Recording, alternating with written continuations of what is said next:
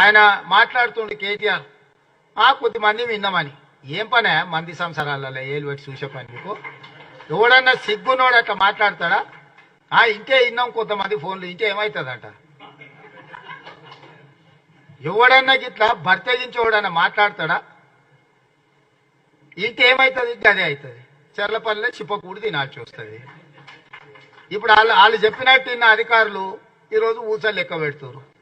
ఆయన అంతకంటే ముందే చెప్పినాం, వద్దురాని ఆయన వాళ్ళు దుర్మార్గులు, దోపిడీదారులు, దొంగలు, వాళ్ళ మాటలు విన్నారంటే మీరు జైలుకు పోతారు, మిమ్మల్ని తర్వాత తిరిగి కూడా చూడారని.